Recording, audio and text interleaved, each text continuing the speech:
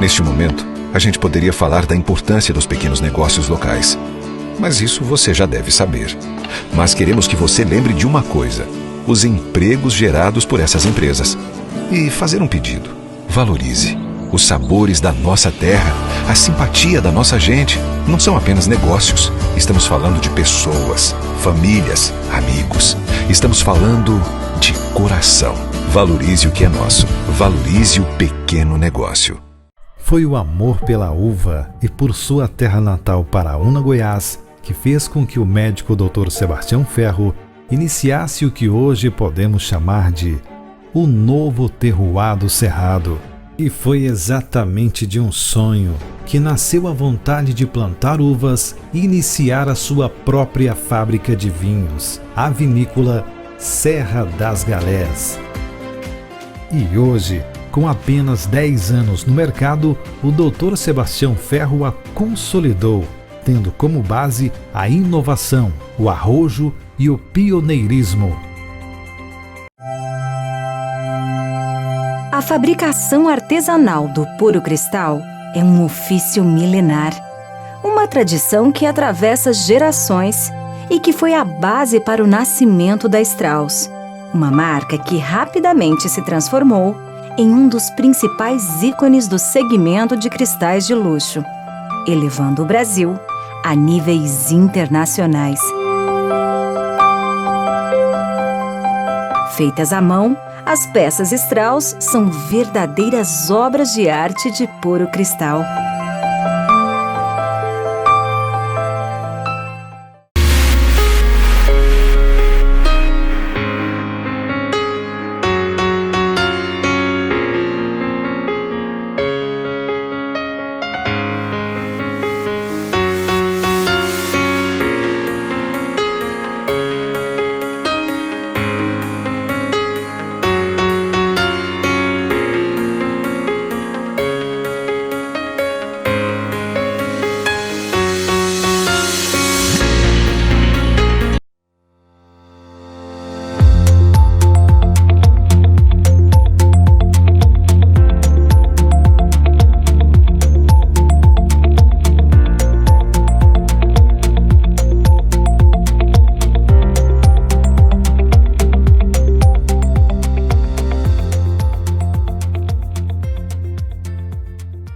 Olá, pessoal, boa tarde, tudo bem? Obrigada por continuar aqui com a gente no nosso canal do YouTube do Vinho na Vila.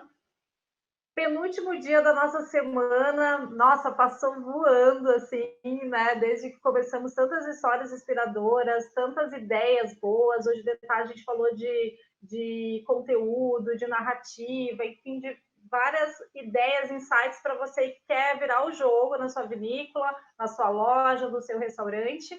E para continuar a nossa semana de inspiração, agora que nós teremos a participação, já está aqui conosco o Matheus Damian, que é da Casa Del Nono, lá da região de Uruçanga, em Santa Catarina. Para quem não conhece, ele vai contar todos os detalhes.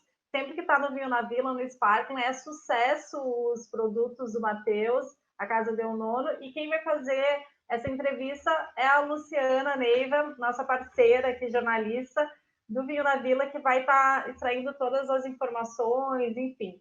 Gente, continue aí com o Matheus, saúde com a Luciana e boa entrevista, Lu.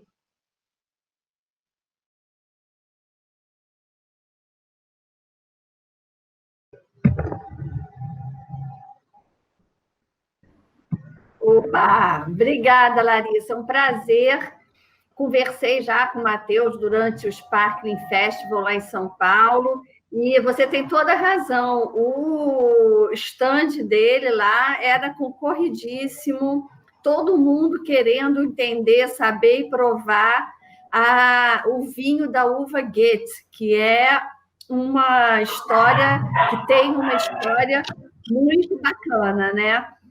Muito diferente, uma história única. Aliás, foi isso que eu hoje divulguei nas minhas redes sociais, que é um vinho que tem uma história única mesmo no mundo, por conta da procedência dessa uva e de tudo o o que acontece ali na região. Então, Matheus, obrigada por estar aqui com a gente. E eu queria que você contasse um pouquinho por que eu estou fazendo tantos elogios, dizendo que é tão especial. Eu vou deixar para você explicar isso. Boa noite, muito obrigado por todas as palavras, né? Gostaria de agradecer primeiramente ao Vinho na Vila, a Lari, né? Casa Vites, ao Sebrae, uma iniciativa desse evento, acho que vem muito agregar o vinho brasileiro e a toda a cadeia, né? Restaurantes, distribuidores e tudo mais. Eu acho que a união faz a força. Então, primeiro, eu gostaria de agradecer essa oportunidade de estar passando um pouquinho da nossa história, tanto da nossa região, que é uma IP hoje, chama-se Vales da Uva Guete, né? E também da vinícola da minha família, que é a Casa Del Nono, né? Eu sou a terceira geração. Então, se me permitir, eu gostaria de passar um pouquinho dessa história. A história da Casa Del Nono, ela se confunde com a história dos Vales da Uva Guete, principalmente na segunda etapa, né? A primeira parte da história é que a Guete foi uma uva que foi desenvolvida lá em 1850 e veio com os imigrantes italianos para cá em 1896. Né? A Uruçanga e região, né, que os Vales da Uva Guete compreende 7 municípios aqui, foi colonizado por italianos. Né? Então, 85% ainda hoje da população é de descendência italiana, né? Então se confunde muito essa italianidade com vinho, né? Nessa primeira fase, logo que os italianos chegaram, eles implementaram os primeiros vinhedos, né? Entre esses vinhedos tinha o vinhedo de uva Guete. O Guete teve entre a década de 30 e a década de 50 foi o auge, quando a gente tinha, então, o presidente Getúlio Vargas gostava que coquetéis fossem regados a esse vinho branco, né? Foram conquistadas medalhas tanto em concursos internacionais quanto concursos nacionais. Só que aqui na nossa região teve a extração de carvão mineral e foi muito forte. E a mão de obra que era da fruticultura migrou para dentro das minas de carvão. As parreiras foram esquecidas, né? Como a única região no mundo que produz Guete é a nossa região, num volume que se faz vinho para comercializar, né? Foi praticamente extinta a Guete. O que se tinha de uva Guete na época se misturava com outras uvas brancas, outras variedades, para produzir outros estilos de vinho.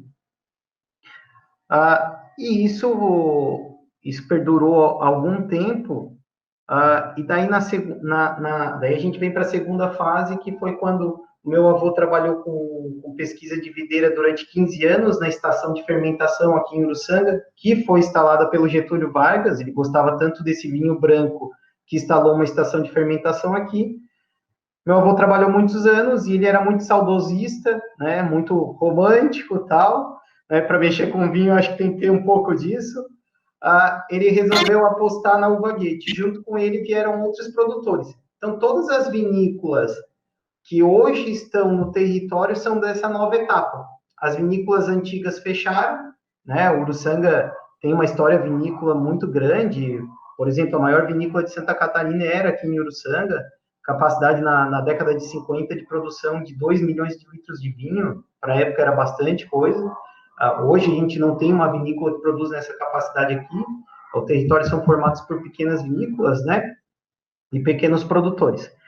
Então, falando um pouquinho da segunda etapa, a gente entra na década de 70 e tudo culmina em 2005, né? Foram feitos vários vinhedos. Em 2005, o Sebrae nos procura, depois de ter lido uma reportagem, na época tinha a Wine Magazine, que era uma revista especializada em vinho aqui no Brasil, e o Sérgio Inglês de Souza ficou uma semana aqui no território e escreveu uma reportagem que se chamava Uruçanga sob o romantismo de Guete, né? Cabe fazer um parênteses aqui, que o nome Goethe da variedade é porque Roger, que desenvolveu a uva, era apaixonado por poesia e por viticultura. E ele colocou o nome do poeta preferido dele, que era o Johann Wolfgang Goethe, um poeta muito conhecido alemão, né, muito famoso. O nome da primeira uva que ele desenvolveu, porque o Goethe tinha a frase que a vida é curta demais para se consumir vinhos ruins, né?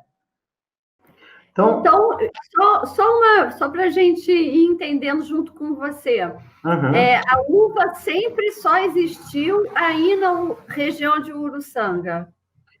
Não, desculpa, não deixei muito claro. Essa uva ela foi espalhada por vários territórios do mundo, só que ela é uma uva um pouco difícil de lidar. Ela tem baixa produtividade por hectare, ela racha o grão muito fácil e ela oxida muito rápido. Ela é uma uva quilômetro zero, a gente fala. Você tem que colher e vinificar ela o quanto antes. Todas as uvas, o melhor seria fazer assim, mas a Goethe ela é mais suscetível a isso.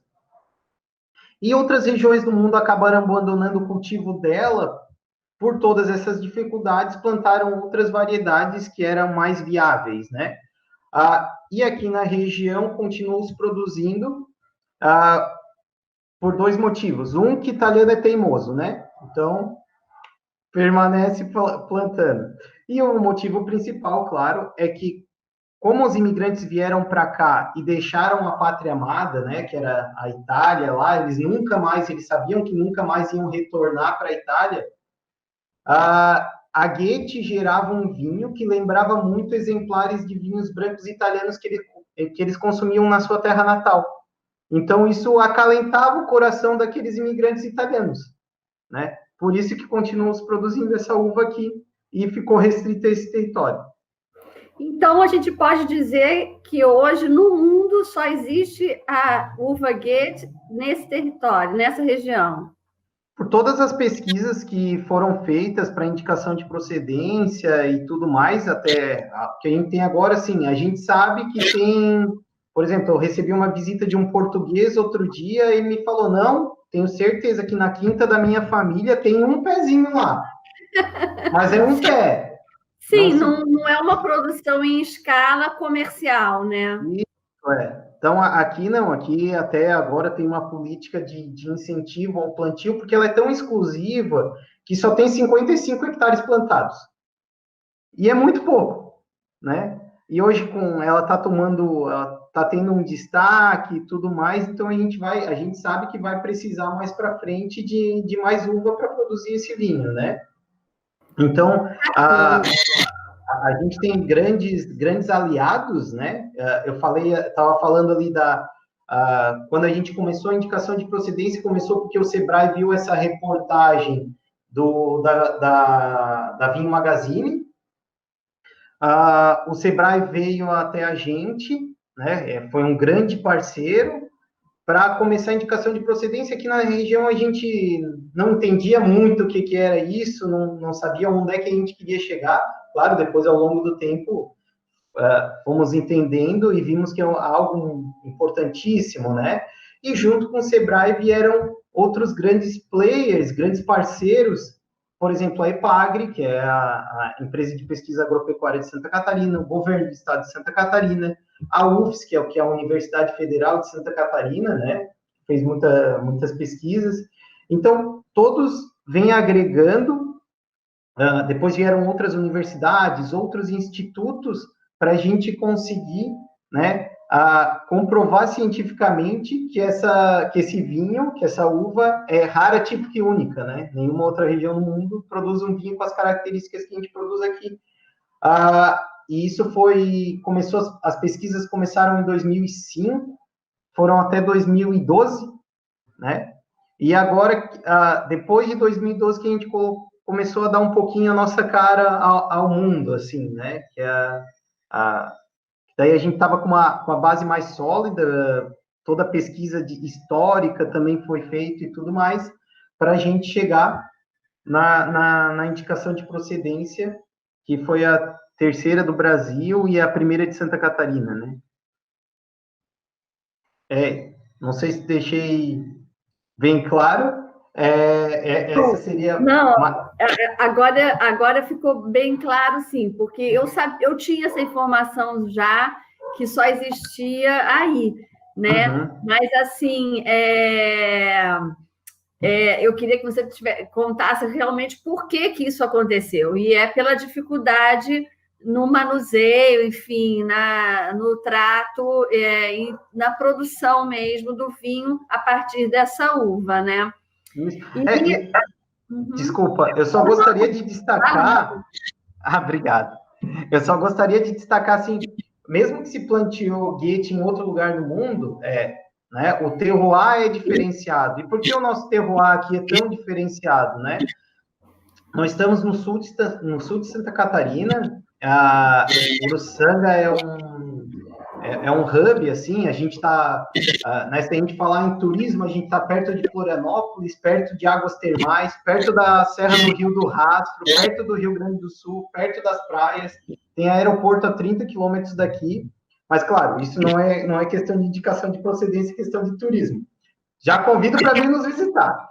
Mas a nossa região, a gente está entre o Costão da Serra. Então, Uruçanga e região, quando eu falar Uruçanga, entendam Vales da Uva Guete, por favor. Tá? A gente tem desde 40 metros acima do nível do mar até 600 metros, tem uma variação bem grande. Né? A gente tem 8 tipos de solo diferente aqui, só que é formado um microclima muito específico em toda essa região, que são os vales da Uva Guete, que é o Vale do Rio Uruçanga, e o Vale do Rio, que é o rio Azambuja, que vai se tornar o Rio Tubarão depois. São 2 grandes rios aqui da nossa região, e se forma esse microclima, que é muito influenciado pelo Oceano Atlântico. A gente tem a corrente das Falklands, que passa aqui a 30 quilômetros aqui da nossa região, né? Passa no nosso litoral, uma corrente de água fria que joga uma carga, um vento frio e uma carga salina muito grande no nosso território. A gente tem esse costão da serra, um paredão que sobe a 1.400 metros de altitude aqui atrás da gente, então esquenta aqui embaixo, à noite esse ar quente sobe e resfria lá em cima e desce, né? Faz essa conversão térmica, que é muito bom para a videira, né? E o nosso solo é muito rico em sais minerais, né? Todos esses fatores acabam influenciando muito. O guete, ele tem uma mineralidade muito interessante, né? Claro, a primeira coisa, você vai sentir um frutado diferente, porque, como eu falei, ele é raro, típico e único, né? Mas você sente esse frutado, a hora que você toma, vem a mineralidade em boca e lava a boca e ele dá aquele gostinho de quero mais. Uma grande persistência, né? Deixa eu ver que eu não sei. Eu acho que essa mineralidade foi o que realmente mais me encantou, assim, porque é uma preferência pessoal, né? Claro que a história toda envolve muito a gente também, Uhum. mas, de fato, você sente que é um vinho diferente do que você costuma experimentar. Eu sempre falo que nós, brasileiros, apesar de não sermos um povo, né, que tenha uma história e uma cultura vitivinífera de raiz, temos isso como vantagem, ou seja, a gente é muito aberto e muito curioso. Eu adoro experimentar uvas diferentes, eu gosto de sair do basicão, realmente. E aí, eu queria que agora, Matheus, você contasse, você está tomando espumante, né, fazendo inveja aí na gente, e contasse um pouco mais, assim, fizesse uma pequena degustação, mostrasse, assim, um pouco mais da cor, falasse um pouquinho mais dos vinhos com a uva Guete e os outros da Casa del Nonno. Uhum. A Casa del Nonno, ela foi focada desde o começo em Guete, né? Temos Cabernet Sauvignon premiados e tudo mais, mas nosso grande foco é Guete, e a nossa vinícola sempre foi muito inovadora, desde o tempo do meu avô, né? O meu pai lançou o primeiro espumante de Guete, e hoje eu estou aqui na taça com um espumante Brut Champenoise, né? De 100% de Guete. Você perguntou um pouquinho sobre as características, né? A Guete, ela tem um amarelo palha leve, assim, Indo para reflexos dourados, né? A gente tem muita variação de gate no território, tá? Eu acho, eu só vou fazer um parênteses aqui, italiano falando com a mão, né? Mas só fazer um parênteses que, assim, como a gate ela é muito específica de um território, às vezes as pessoas tomam um gate e acham que aquele é o padrão territorial.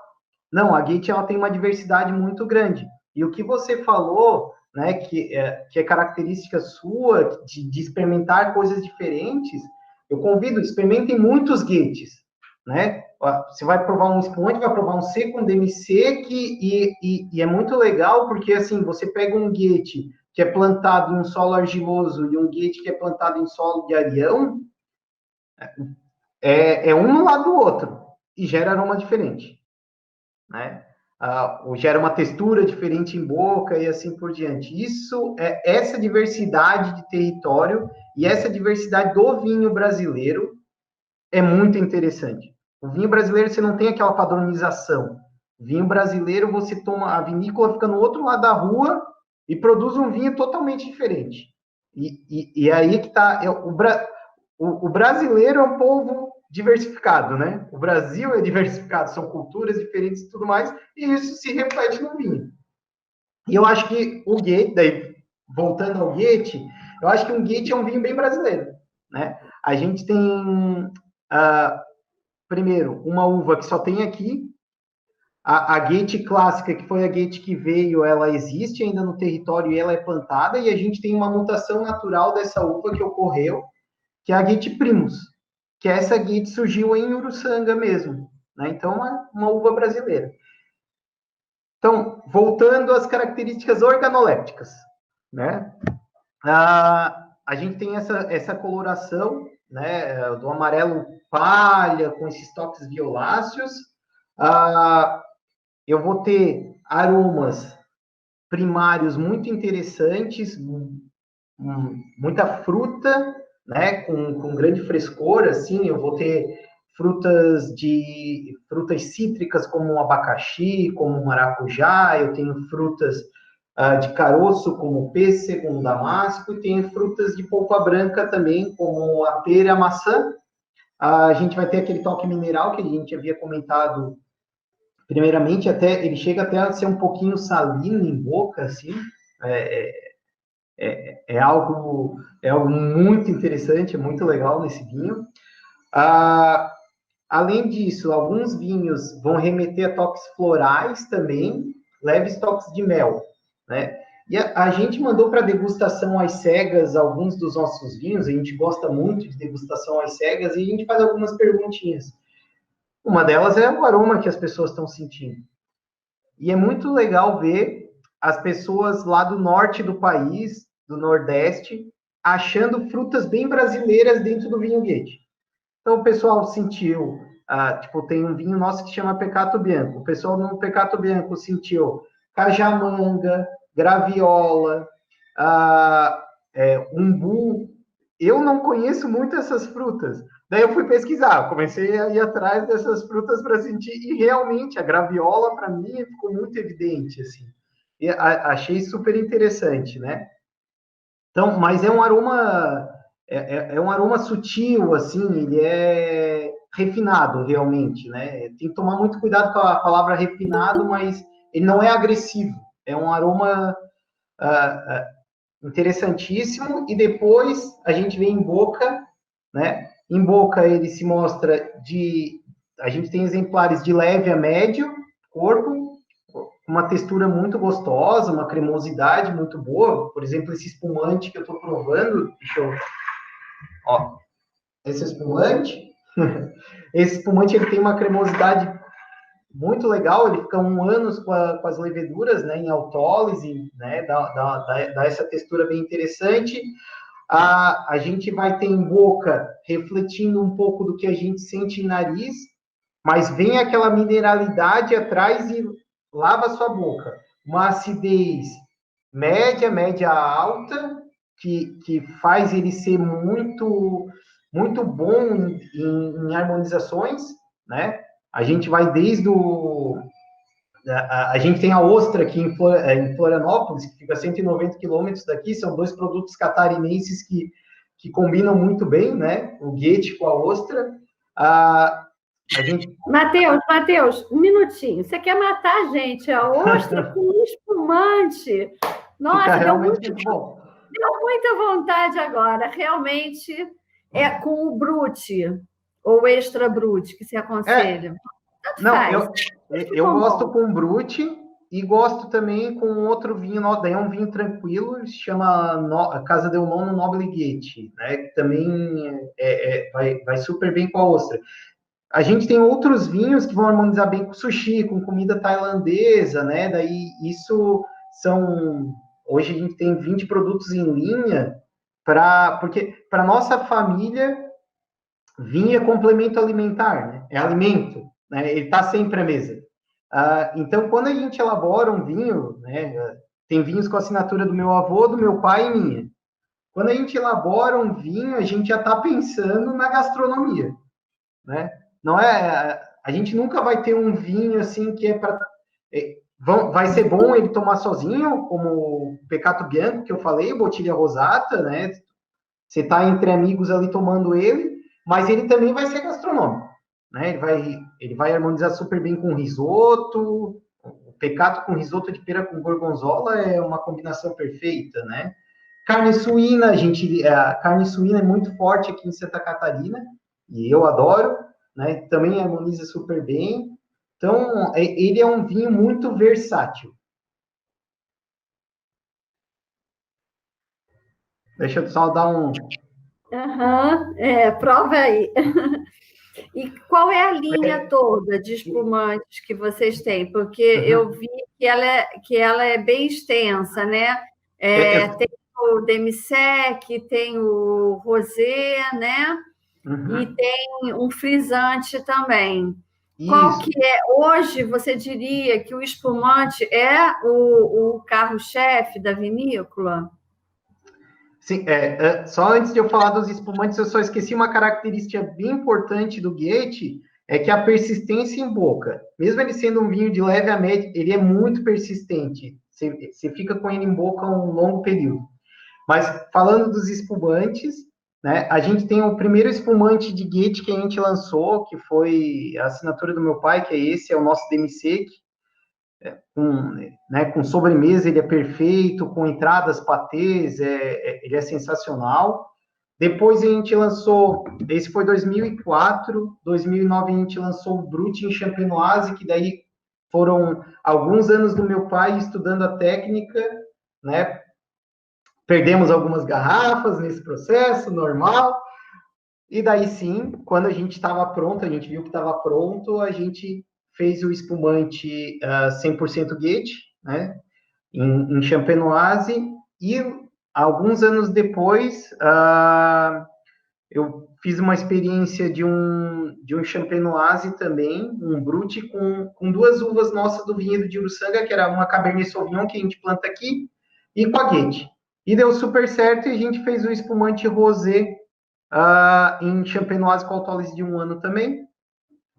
No ano passado, final do ano passado, a gente lançou o Nature de Goethe, daí esse com 3 anos de autólise, né, 100% Goethe também, ficou super interessante. Eu levei para Wine South America, e algumas pessoas provaram lá, a gente teve um retorno bem positivo, só que a gente só tinha 300 garrafas do primeiro lote.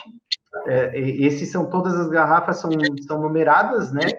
E foi vendido tudo na pré-venda, né? O segundo lote sai agora em julho, também está a boa parte dele vendido. Eu ia te perguntar isso. Então, esse Nature, pela primeira vez que vocês fizeram, foi no ano passado.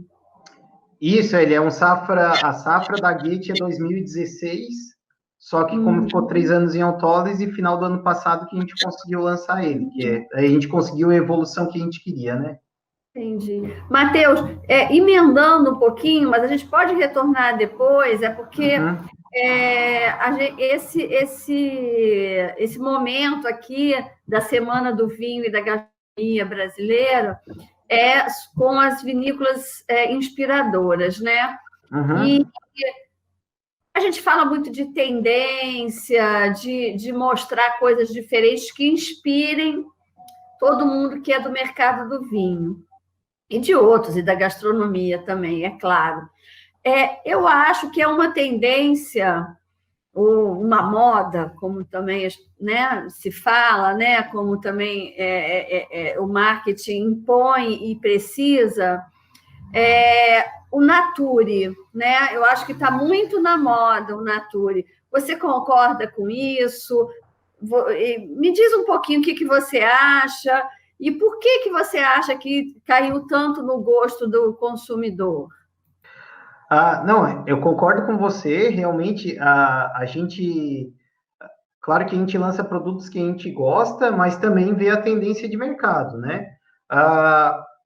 O Nature, eu acho que assim, o brasileiro tá com um paladar mais evoluído do que há alguns anos em vinhos, né? Isso, a internet é algo que ajuda muito, né? Clubes de vinho, o contato, né? Qualquer um hoje pode ter contato com a nossa vinícola, qualquer outra vinícola pequena, e experimentar aquela diversidade que a gente havia comentado anteriormente, né? E como as pessoas estão evoluindo no paladar, elas é normal do ser humano que o nosso paladar vai pendendo para os mais secos e a gente chega num limite que a gente começa a tomar vinho por ocasião. A gente volta para o DMC, que volta para o doce, daí dependendo da refeição, mas isso é normal. Eu lembro, eu comecei a tomar vinho mais jovem, nasci dentro da vinícola, eu tomava o nosso vinho doce, né? E eu lembro ao longo dos anos como o meu paladar foi mudando, né? Vinho é litragem, né? Quanto mais você toma, mais conhecimento você gera e é biológico, nosso paladar vai pendendo para vinhos mais secos. E agora, claro, ainda a Natura é um pouco nicho, né? Mas já são essas pessoas que começaram lá nos moscatéis, nos espumantes doce, passaram pelo DMC, que passaram o Brut e agora está querendo alguma coisa diferente à Natura, né? Não esquecendo que a gente tem um Extra Brut ali no meio ainda, né? Mas o Brasil, assim, de espumante é sensacional, né? A gente tem uma variedade... Ficou sem palavras, mas o Brasil realmente dá um show. Dá um show, tem variedade para todos os gostos, a gente pode brincar, né? Se divertir, testar em diferentes situações, né? Como você falou, o espumante que se presta como um vinho de sobremesa, né? Agora, explica assim, aqui tem muitos profissionais, muitas pessoas que, evidentemente, já têm uma ligação com o vinho, mas, de qualquer maneira, eu acho que é sempre bom a gente explicar, levando em conta que nem todo mundo sabe, né? Para não ficar uma coisa muito fechada. Qual seria, assim, como é que você define o Extra Brut, né, e o Nature, né? Faz um pouco a maior diferença entre os dois. Porque a tendência é achar que o Extra Brut é muito seco, o Nature não tem doce, então também é muito seco.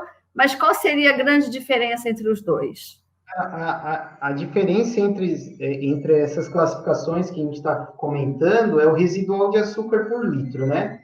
Então, um Nature, ele vai ter de 0 gramas de açúcar residual por litro até 4. O Extra Brut vai ter de 4 a 8. O Brut vai ter de 8 a 12. O DMC, que, se eu não me engano, é de 12 a 50, e acima de 50 é espumante doce, né? Isso é classificação de espumante, de vinho muda um pouco, né? A grosso modo, é isso. É claro que o Nature, geralmente, ele vai precisar de mais tempo de envelhecimento, né, de contato com as leveduras, porque como ele não tem um açúcar para dar aquela pequena arredondada, né, ele precisa desse maior tempo em contato com a levedura para ele ficar mais suave em boca, vamos dizer assim. Né? Senão ele fica muito rasgante, né? Que geralmente com um espumante a gente trabalha com uma acidez um pouco mais elevada e tudo mais. Tá. Tá joia. Então, a gente pode esperar o próximo lote do Nature para nos próximos dias, é isso? A gente vai colocar, eu até peço assim, se alguém se interessar, entre na nossa página ali, já faça sua reserva, porque está se esgotando mesmo, e a gente vai começar a colocar ele no mercado no final de julho. E são só 300 garrafas de novo. Tem porque que correr.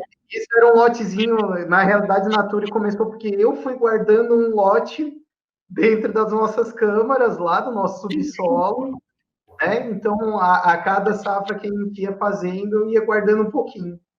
Entendi. Que bom. Obrigada. Matheus, você é a terceira geração, né? Como eu te falei, esse momento é o momento da vinícola inspiradora.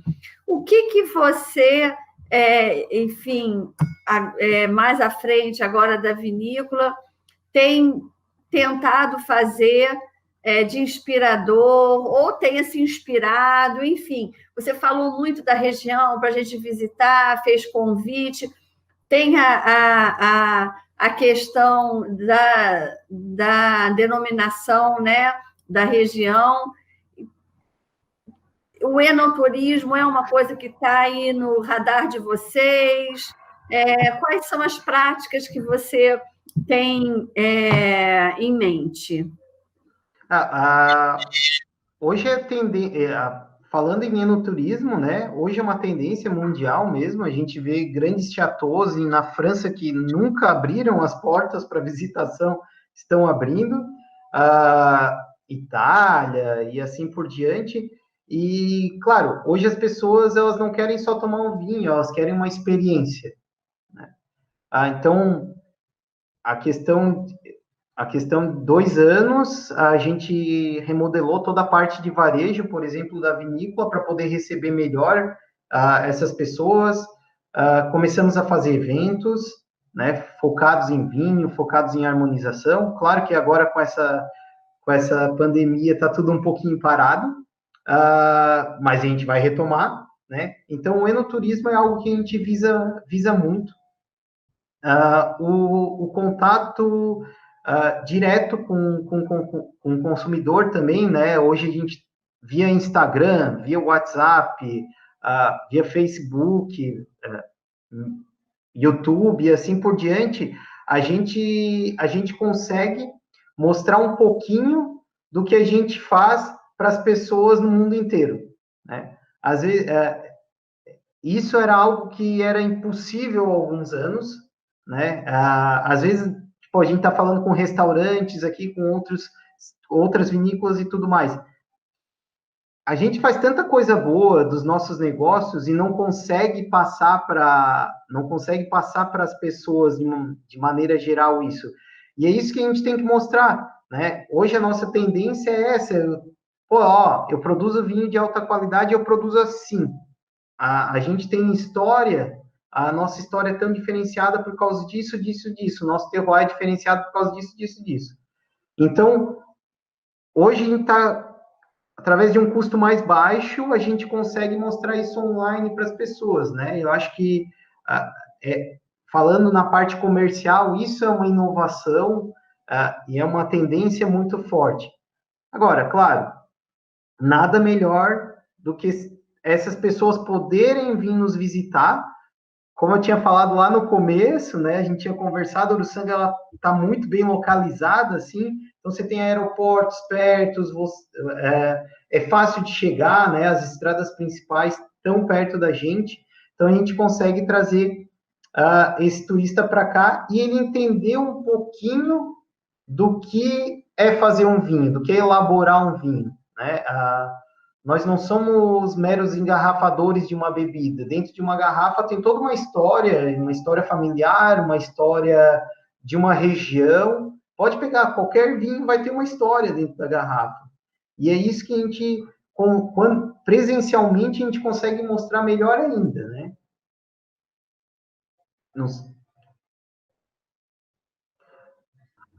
Sim, com certeza, é verdade. Nada como um tete-a-tete. Eu acho que quem toma vinho, tem um amigo meu que fala sempre isso, ele quer conversar com o produtor, ele quer saber, ele quer entender, né? Ele Uhum, quer estar junto e trocar aquela ideia. É uma bebida que não é para você tomar simplesmente assim, né? Você quer conhecer, né? uhum. E, assim, me chamou a atenção vocês, no site, demarcarem a cidade onde vocês estão, né? E é claro que isso tem muito a ver com toda a história. E eu queria que você falasse um pouquinho. Bom, você já contou a história da uva especificamente, mas assim, eu queria que você contasse um pouquinho sobre essa relação com as outras vinícolas da região e como vocês estão se unindo para ter essa denominação de origem controlada aí. Primeiro a gente faz questão de marcar onde a gente está, porque a gente tem muito orgulho da nossa região, né? Ah, Uhum. Hoje as vinícolas que estão associadas à Proguete, que é a associação, né? São 5 vinícolas registradas no Ministério da Agricultura e tudo mais, agora tem mais algumas para entrar, mais 20 produtores artesanais que produzem uva e vinho Guete, né? E todos esses produtores, a união faz a força, né?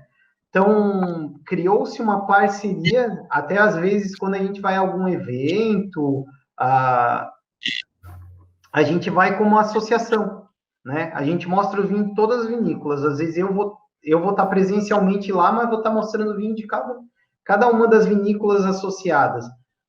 Por quê?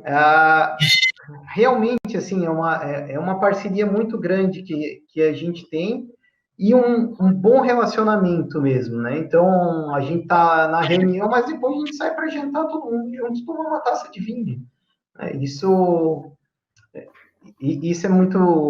é muito interessante e gratificante, e a gente sabe que se não for assim, vinícolas pequenas não vão conseguir ir para frente. Uma vinícola sozinha, às vezes, não vai conseguir a projeção que uma região consegue, e assim por diante, né? Então, se a gente pegar o mundo inteiro, é assim. A Borgonha, claro que tem seus produtores top, mais famosos, mas a Borgonha, ela se mostra como Borgonha, como região. Região do vinho verde, se mostra como região do vinho verde, e assim por diante. E a gente já tem isso aqui, vamos agora mostrar isso, né? Claro, com certeza. Então, é um movimento que vocês estão, vamos dizer assim, em curso, né? E Sim. tentando e insistindo, porque é realmente uma tendência e algo que deu certo em outros países. Quando a gente começou a associação lá, tinha muita gente envolvida, e eu não me lembro exatamente quem falou, mas eram pessoas muito conceituadas, estudiosos e tudo mais, algumas pessoas da França, Itália também tinha, e daí uma das pessoas falou assim, vocês têm um diamante bruto, agora a gente vai começar a lapidar esse diamantezinho, né? E é isso que a gente está fazendo agora, né? A gente tem essa uva tão diferenciada, que produz um vinho tão diferenciado, e a gente está lapidando e mostrando ela ao mundo, né? Então, hoje a Guete faz parte da Arca do Gosto, que é o catálogo mundial do Slow Food, né? Que é um movimento muito forte. O caso Vales da Uva Guete é mostrado nos congressos da OIV, é mostrado nos congressos do Slow Food. Então, a gente está conseguindo resgatar essa uva que estava em extinção e mostrar ela ao mundo, esperando que as pessoas gostem, respeitem e assim por diante, né? Porque realmente a gente já tinha comentado isso, essa diversidade, eu querer experimentar coisas diferenciadas é muito bom. E a gente está com um consumidor agora que está querendo isso. Essa nova geração de consumidores, elas estão procurando algo diferenciado, né? E quer mostrar para os amigos e assim por diante. Matheus, o pessoal está elogiando muito o Natura, estão mandando mensagens aqui. É bom, obrigado. E querendo saber qual é o valor, quanto que está saindo a garrafa. O Nature, ele está em torno de R$ 120 a garrafa, hoje. Daí a gente tem os outros espumantes, que o Nature realmente é um lote bem limitado, vale cada centavo, posso dizer. Talvez quem ainda tem alguns exemplares do primeiro lote, que na vinícola a gente não tem mais, o Christian, da Detetives do Vinho, em São Paulo, e a Sônia de Nicole, a Madame do Vinho. Legal, ótimo. E também a gente queria saber agora um pouquinho, que a gente fica só falando da Goethe, que né, a queridinha. Uma delícia, né? É uma delícia saber essa história aí. Eu realmente fiquei encantada de primeira, mas eu sei que a vinícola tem outros vinhos, tem os vinhos tintos, enfim, queria que você contasse um pouquinho mais sobre o restante da produção. A gente tem 19 vinhos, o foco principal é Goethe, e o carro-chefe hoje são os espumantes, né? Mas é claro que vinho branco a gente produz quase que exclusivamente Goethe. É uma escolha da nossa vinícola mesmo, a gente tem essa uva diferenciada no território, só tem um dos vinhos, que é o Azurro, esse aqui? Esse é um blend de Goethe com Chardonnay, 80% Goethe, 20% Chardonnay, então é a outra única uva que a gente usa. Depois, nos tintos, a gente tem 3 Cabernet Sauvignon, um mais leve, médio corpo e um mais encorpado, e por eles terem esses corpos diferentes, eles têm tempos de envelhecimentos diferentes e são para ocasiões diferentes, né? Então, você pega um Azurro, que é um Cabernet mais básico, um Cabernet mais jovem, ele é aquele Cabernet para você estar na beira da fogueira, com os amigos, fazendo um petisco. Aqui a gente come muito churrasco, então fazendo um petisco ali e petiscando uma carninha e tomando esse vinho. Já a linha Noble, daí já envelhece no mínimo 2 anos, já tem mais corpo, uma parte vai para a barrica de carvalho, uns 10% só, tem um pouco mais de tanino. Esse já vem para mais gastronômico, né? E depois tem o Privilégio, que esse a gente só faz 1.400 garrafas por ano. A gente está vendendo a safra 2012 agora, por exemplo, a gente não apressa ele mesmo, a gente espera a evolução certa.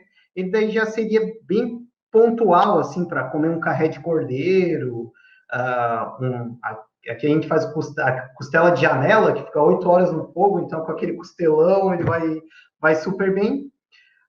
E o queridinho do meu pai é um Merlot, né? A gente tem um Merlot, assim, que ele tem uma fruta, ele explode em framboesa, amora, e daí depois vem um chocolate amargo de fundo, assim, muito gastronômico, ele fica muito bom. Acho que, de maneira geral, seriam esses. Que como a gente é muito eclética, eu consigo trabalhar temperatura fermentativa diferente, levedura diferente, e assim por diante, consigo gerar resultados diferenciados lá. E tem um vinho que se chama Bottiglia Rosata, que é esse aqui. Esse é um vinho, assim, que desde que meu pai lançou ele lá em 86, foi lançado esse vinho, ele é um sucesso de vendas nosso, assim. Claro, o rosé passou por uma baixa no Brasil e agora está retomando, né? Retomando. E eu vou confessar uma coisa, que não é nada profissional, mas eu confesso, um belo rótulo, uma bela garrafa conquista a gente, né? Sim, o ser humano é visual, né? Então, estamos falando em inovação, né? Vamos falar um pouquinho de inovação de embalagem, por exemplo. Sim. Né? esse rótulo do Botilha, quando ele foi lançado, ele tinha um rótulo que parecia um rótulo de um chateau, tal, tem uma história lá, o meu pai conta que ele lembrava dos chateaus franceses que produziam vinhos rosés, tá? Só que ele estava meio ultrapassado, a gente viu que estava começando a cair muito a venda. Veio um escritório, a gente pediu para eles, a gente precisa dar uma modernizada e tal, eles vieram com essa ideia. Eu aprovei na hora, eu adorei o rótulo, assim. Lindo, bem, lindo, bem moderno. maravilhoso, maravilhoso, o rótulo maravilhoso. Chama atenção, né? E como você falou, você dá um up num produto para atrair, de repente, e criar um novo público, né? Uhum. Às vezes a gente tem uma história tão bonita dentro da garrafa, só que a gente não consegue externalizar ela, né? Então, uma outra história interessante, por exemplo, a gente tinha o Peccato Bianco. Peccato Bianco foi um vinho que o meu pai fez, pensando nas mulheres. As mulheres estavam entrando muito forte no mundo do vinho, e ele falou, quero fazer um vinho que que seja frutado, que seja harmônico, que seja leve e que agrade muito, principalmente o público feminino. Depois caiu no agrado de todo mundo. Né? Por exemplo, era a garrafa preferida do meu avô, ele tomava uma garrafa por dia desse vinho. Né? Quando o rótulo foi desenhado, a agência pegou e desenhou copos de leite. Era um rótulo bem bonito, com copos de leite, porque na época foi feita uma pesquisa por essa agência e das pinturas de quadro mesmo que se fazia, em flores, 80% das pinturas que as mulheres faziam eram copos de leite, e como o aroma tinha um aroma de flor branca e tudo mais, foi feito esse rótulo. Também, esse rótulo vendeu bem por muito tempo, e a gente começou a sentir que na gôndola ele não estava saindo. E a gente foi atrás, a gente fez pesquisa. Por que não está saindo? Porque os homens ficavam com vergonha de pegar um rótulo que fosse floral. E então a gente modificou esse rótulo, né? Hoje, olha só que coisa, né? Eu estou sem ele aqui, mas é muito legal. Os designs, assim, eu adoro essa parte de arte e tudo mais. Ele desenhou, o design gostava muito desse vinho também, e ele falou, cara, esse vinho é para beber olhando as estrelas. E daí ele desenhou no rótulo uma cadeia, várias estrelas, daí tu olha, tu analisa bem, é uma cadeia carbônica da ocitocina, que é o hormônio do amor. Né? Então, eles têm umas sacadas assim que é muito boa, e tudo isso entra em inovação, né, que a gente estava falando. Né? Sim, com certeza. E você pretende investir nisso mais? Tem novidade por aí? Eu queria que você desse uma mensagem assim dos próximos passos, dos planos aí para esse futuro próximo. Eu acho que a gente nunca pode parar de maquinar, assim, de inovar, né? A gente a família é muito inovadora, então a gente sempre está conduzindo pesquisas. Às vezes as pesquisas de vinho elas demoram alguns anos, porque vinho a gente tem safra uma vez por ano, né? Então a gente sempre está conduzindo pesquisas. E assim, a minha cabeça está fervendo, a gente está em tempo de crise, mas crise é oportunidade, né? Para mim, crise é oportunidade, claro que estamos passando por um momento muito delicado no país, no mundo, respeitamos muito isso, mas daí a gente repensa. E esse repensar, produtos novos, canais de distribuição novos, né? Estilo de venda novo, tudo isso a gente pensa. E com relação, você perguntou em rótulos, a gente, meio do mês, vai estar lançando a gente está trocando toda uma roupagem de rótulo de uma linha nossa, para ela ficar mais atualizada e condizente com aquele vinho, por exemplo. A gente vai lançar ele online, né, que hoje mas ficou lindo, assim. A gente está com vários projetos de novos vinhos que já estão eles já estão em tanque e a gente vai lançar, alguma coisa a gente adiou ou não, mas uma mensagem que você pediu, falo para todas as vinícolas e falam para todos os restaurantes e negócios, não parem de inovar. Se a gente parar, a onda vem e leva, né? Então, vamos surfar essa onda, né? A loja de vocês virtual é muito boa, né? Obrigado. É um canal que vocês querem investir, continuar investindo. Sim, a gente vem investindo na loja virtual, a gente começou ela devagarzinho, a questão de 1 ano e 8 meses, e realmente com esse estado mundial, a gente quer dar um foco maior nela, né? E hoje as pessoas estão... tem muita gente que fica ainda com receio de colocar o cartão de crédito lá tal, mas hoje as pessoas já estão mudando um pouco essa concepção, a segurança está bem grande, né? Por exemplo, o nosso site é totalmente seguro, todo criptografado tal, então não tem possibilidade de alguém vir lá e pegar algum dos dados, nada disso. E com certeza todas as outras vinícolas, negócios estão seguindo essa linha, né? Eu achei muito bem feita, parabéns. Obrigado. Matheus, olha, obrigada, viu? Um papo muito gostoso mesmo. Eu estou com a imagem da ostra com espumante na cabeça. Ó, eu lhe convido a vir a Uruçanga, então, e a gente faz um panelaço de ostra, só que eu faço a ostra um pouco diferente. Eu faço ela ao bafo de vinho Goethe. Ai, Larissa, vamos lá.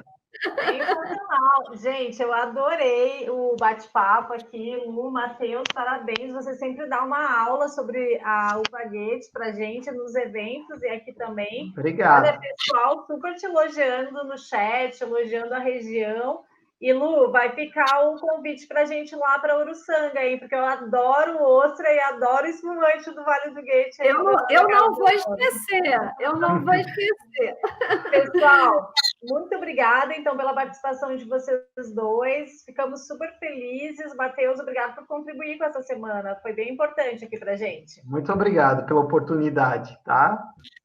E, pessoal, quem está nos escutando, quem está aí, amanhã a gente tem o nosso último dia da semana, passou voando realmente, né? Começamos na segunda-feira, a Semana do Vinho e da Gastronomia, e a gente vai até amanhã. Amanhã o nosso horário começa às 11 da manhã, o tema é exportação, é competitividade do vinho brasileiro, e às 18 horas nós vamos ter a presença de ninguém menos que Roberto Te Presto, um dos melhores enólogos do mundo, o enólogo responsável pelo vinho do Papa João Paulo II.